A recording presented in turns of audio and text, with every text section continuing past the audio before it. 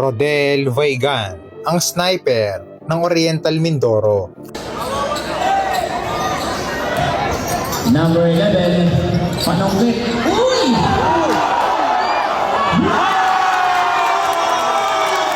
Ito isang 5'11" shooting guard na may descending guard skills at mala sniper na kamay sa 3-point area. Isang stretch 4 na 3 at 4 dahil sa spacing na nakuha nito sa kanyang mga defender. Kaya naman sa anong pag nalingat ka ng konti, talagang titirahan ka nito na para bang Stephen Curry.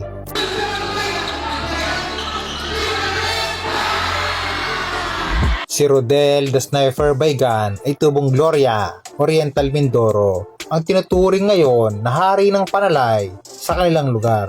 Dahil sa di mabilang na nilalaroan nito mula Luzon, Visayas at pati na rin sa Mindanao.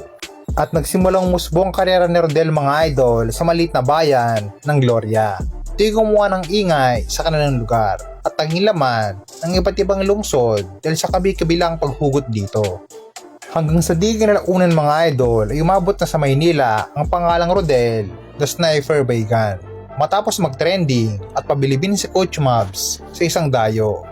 Dahil kinain lang naman ni Rodel dito mga idol sina Poy Poy, Richard at buong season 2 dayo ng Mavs Phenomenal. Kaya naman hindi kinalaunan mga idol ay pinasok na nito ang mundo ng Pro League.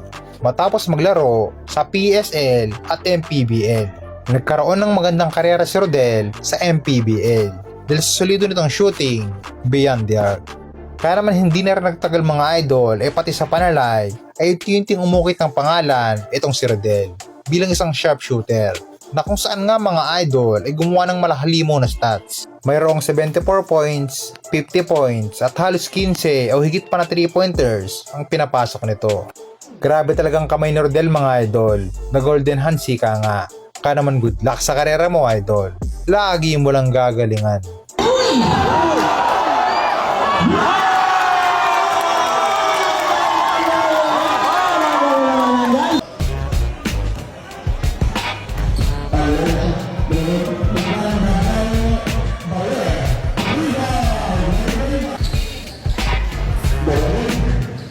Number